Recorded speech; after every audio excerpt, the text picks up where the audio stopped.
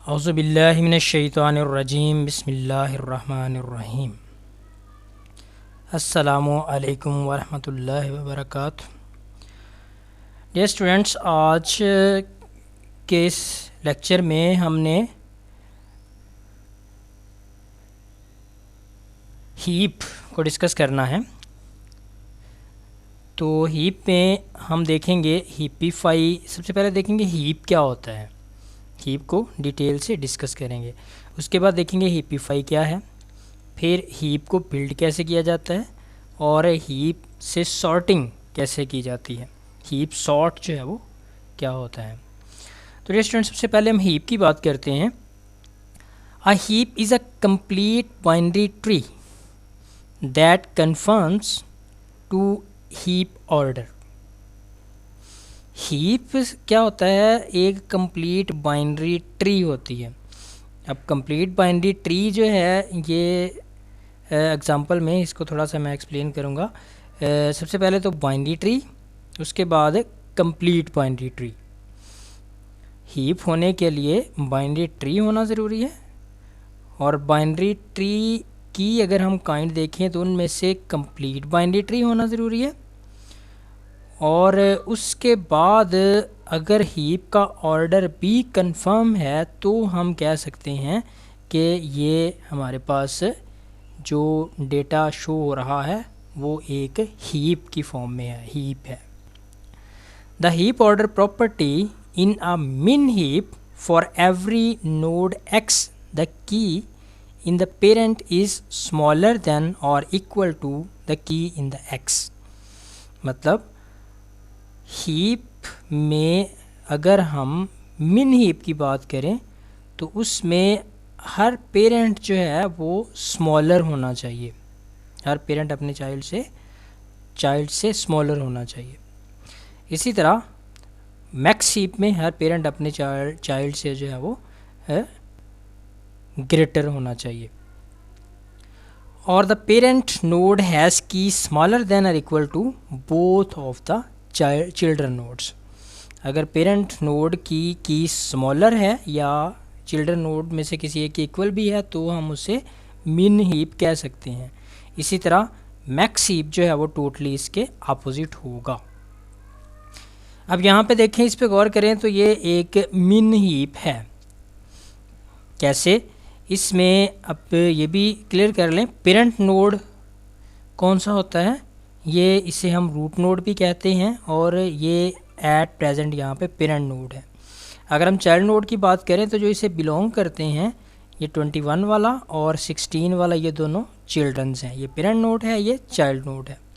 अगर हम इस हिस्से की बात करें तो इसमें 21 पेरेंट नोड है और 24 और 31 जो है इसके चाइल्ड नोड है। इसी तरह अगर हम 16 इस नोड की बात करें, 16 वाले की, तो इसमें 19 और 68 इसके चाइल्ड नोड हैं और 16 जो है वो पेरेंट नोड है। इसी तरह 24 के चाइल्ड नोड 65 और 26 हैं, और ये इन दोनों में अगर देखें तो ये इनका पेरेंट नोड है। इसी तरह जो सबसे पहला पेरेंट नोड होता है उसे हम रूट नोड भी कहते हैं। इसी तरह जो सबसे आखिरी चाइल्ड नोड होता है जिसके मज़ीद चाइल्ड नहीं होते उसे हम लीफ नोड भी कहते हैं। ये बातें याद रखनी है। जो मेन पेरेंट नोड है और वो रूट नोड भी कहलाता है, और जो लास्ट लीफ नोड है जिसके मज़ीद चाइल्ड नहीं होते उसे हम लीफ नोड कहते हैं। अब इसमें अगर आप गौर करें तो हर पेरेंट अपने चिल्ड्रन से छोटा है। जैसे 13, 21 और 16 दोनों से छोटा है। इसी तरह 16, 19 और 68 दोनों से छोटा है। 31, 32 से छोटा है। 24, 65 और 26 से छोटा है। इसके बाद हम बात करते हैं हीप होने के लिए पहली कंडीशन है कंप्लीट बाइनरी ट्री होना। अब कंप्लीट बाइनरी ट्री क्या होती है, इसी तरह जब हम डेटा को पेरेंट और चाइल्ड की नोड में सब्ट्रैक्ट करते हैं तो इसमें हमने टॉप टू बॉटम और लेफ़्ट टू राइट जो है वो देखना है। इसमें कोई भी ऐसी स्पेस नहीं होनी चाहिए जहाँ पे कोई न्यू चाइल्ड जो है वो एडजस्ट हो सके, मतलब बिल्कुल full and full and complete हर तरह से अगर हो तो हम इसे कंप्लीट बाइनरी ट्री कहेंगे। बाइनरी ट्री मीन हर पेरेंट के 2 नोड होंगे, 2 से ज़्यादा नहीं होंगे, कम हो सकते हैं, 1 नोड भी हो सकता है, 2 भी हो सकते हैं, लेकिन 2 से ज़्यादा नहीं होंगे।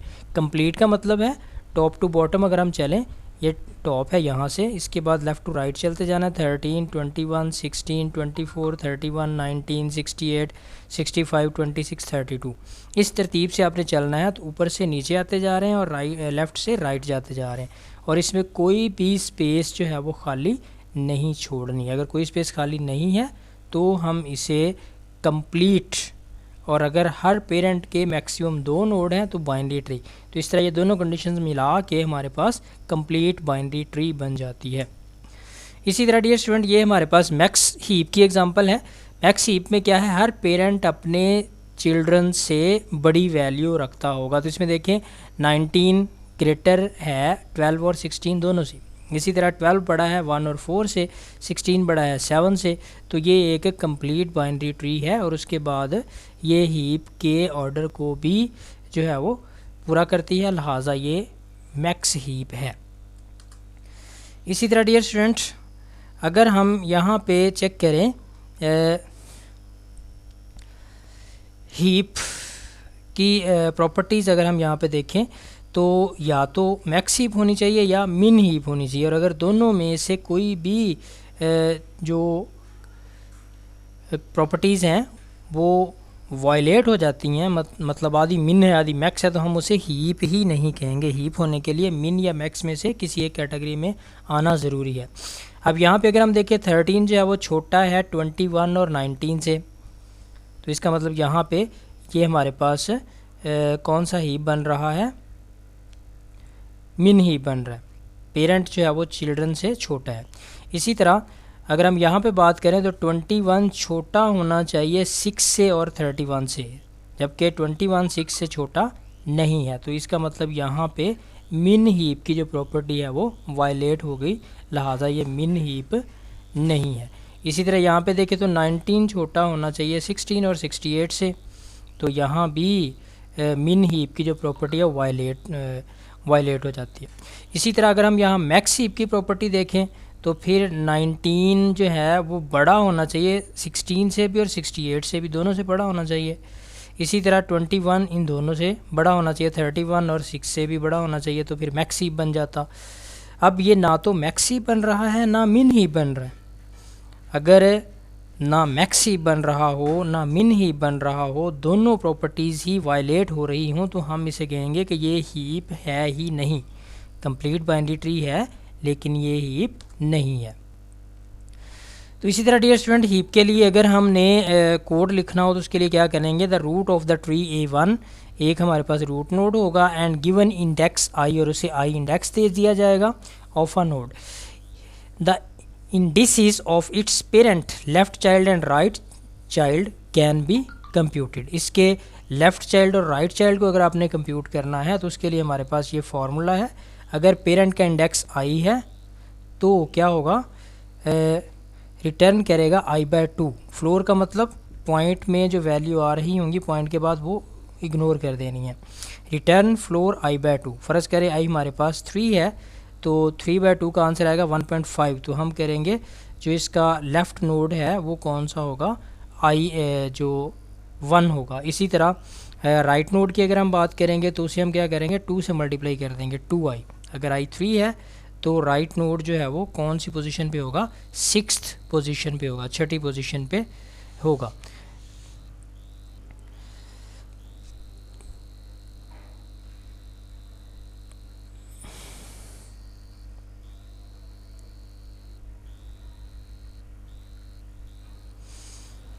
इसी तरह अगर आपने लेफ़्ट नोड निकालना है तो i/2 करना पड़ेगा, और अगर आपने राइट नोड निकालना है तो 2i+1 करना पड़ेगा। ये फार्मूलाज हैं हमारे पास जिनकी मदद से हम नोड्स जो है वो फाइंड कर लेते हैं। अगर पेरेंट का हमें पता चल जाए तो हम i की वैल्यू पेरेंट का इंडेक्स पुट करके चिल्ड्रंस का एड्रेस फाइंड कर सकते हैं, और अगर हमें चिल्ड्रंस का जो है वो इंडेक्स मिल जाए तो उसे यूज़ करके हम पेरेंट का इंडेक्स जो है वो फाइंड कर सकते हैं। इंसर्टिंग इनटू अ हीप, अगर हमने हीप में कोई भी सिंपल एक सिंगल नोड इंसर्ट करना हो तो उसके लिए हमें जो है वो एक पूरा प्रोसेस अप्लाई करना पड़ता है। Insert the item into the heap so that it is still complete binary tree but not necessary a heap. जब हम एक नया नोड हीप में इंसर्ट करेंगे तो मोस्ट लास्ट लीफ की जो पोजीशन है, मोस्ट लास्ट जो एग्जिस्टिंग लीफ है, उससे अगला जो है उससे नेक्स्ट में हमने नया नोड जो है वो उसे ऐड करना होता है। और उसके बाद जब आप नया नोड ऐड करेंगे तो हीप की जो प्रॉपर्टीज़ हैं वो सारी वायलेट हो सकती हैं। उसके बाद हमें उसे इस तरह से एडजस्ट करना होगा और उसे दोबारा से हीप बनाना होगा। Rise item to its proper location so that the heap property is maintained. क्या करना है, जो भी आपके पास नया नोड होगा उसे उसकी सही पोजीशन में पहुंचाना है और फिर हम उसे कह सकेंगे कि ये एक हीप है। अब डियर स्टूडेंट, इसके बाद हमारे पास एक एग्जांपल आ रही है। तो इस एग्जांपल में हमने क्या करना है, कुछ इंसर्शन करनी है, कुछ नए नोड जो है वो इंसर्ट करने हैं।